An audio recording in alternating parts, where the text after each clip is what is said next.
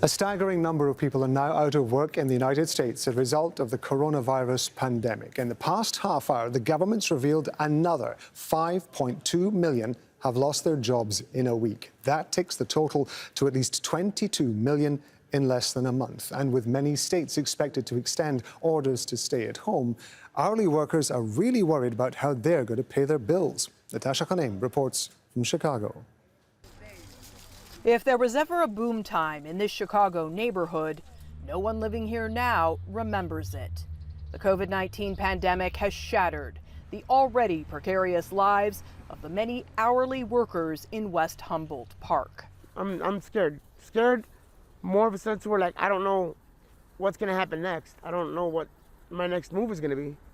Less than 2 weeks ago, Jose Mantilla was operating a forklift and trying to save for an emergency. Now, a global coronavirus emergency has arrived, and like millions of people, he's been furloughed indefinitely.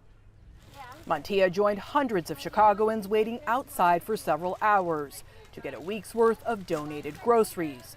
Those in line told me the money saved on food must be used to pay for rent and medicine. Mantilla says he can survive without electricity or gas. He's worried about getting evicted from his apartment and becoming homeless. I got to take it day by day, because if I don't, then I'm going to lose my mind. Okay, please keep a safe distance, folks, okay? A group of nuns and a priest, the size of a football team, run the Mission of Our Lady of Angels food pantry, where the need has more than tripled the last few weeks. Church services are canceled, unable to offer a smile or a pat on the back to people seeking solace in crisis. They're trying to minister via phone and email. This is a time that the Lord has provided for us to all reevaluate the most important things in our lives, and to remember how grateful we should be for our lives, for the gifts that God has given us, our lives, our families, our friends. The Greater Chicago Food Depository distributes food to a network of 700 pantries and programs in the Chicago area. Spokesman Greg Trotter says the pandemic is an unprecedented challenge. A third of their programs aren't operating. Grocery store donations have decreased, and fewer volunteers are showing up. Yet the demand is soaring. We're very concerned that the longer this goes on, the worse it's going to be for our most vulnerable neighbors. Back in West Humboldt Park, several Chicago Police Department SUVs arrive. With a drop in crime citywide, the officers loaded boxes of non-perishable food into their vehicles to deliver to the elderly and disabled. It's yet another way the community is responding to the coronavirus pandemic to ensure those overburdened by economic struggles are not forgotten. Natasha Khanem, Al Jazeera, Chicago.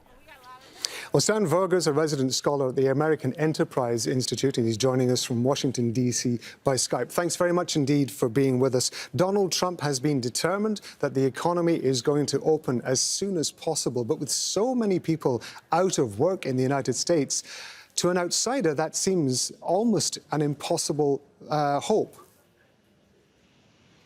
Well, yeah, I think we're definitely not ready for the economy to reopen. Because obviously, you know, the president can say that he would like to reopen the economy, and even governors and mayors can tell people that we're ready to reopen the economy. But that's not actually going to work as long as people are worried that the public health threat is not under control. And people are not going to go back to restaurants, to bars, to sports stadiums unless the spread of the disease is under control and widespread testing or some sort of treatment is available. And so I think both the president and other people who support this view that we can just reopen tomorrow if we'd like to are way too optimistic. What are the sections of business that are going to be fastest to recover, and what are the ones that are going to be slowest?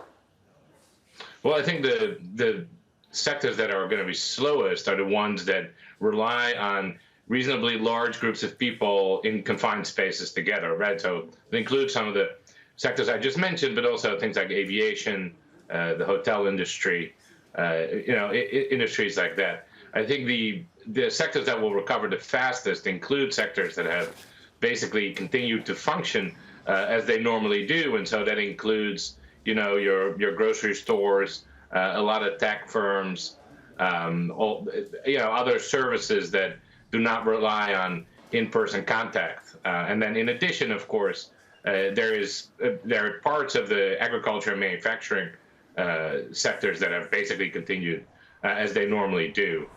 The big risk is that there will be a big drop in demand even when we try to reopen, because we have such high levels of unemployment and because there is a risk that a lot of businesses will go into bankruptcy. And so if that happens, then suddenly every industry will be affected very negatively. And so I think that's where policymakers should try to make a difference.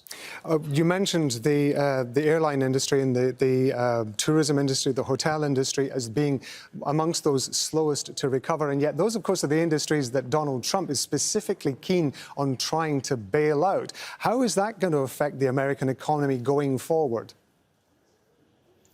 Well, we've seen in the small business support program, the payroll protection program, we've seen that the program is in principle restricted to businesses with under 500 employees, but it is extended precisely in some of those industries to businesses that have fewer than 500 employees per establishment.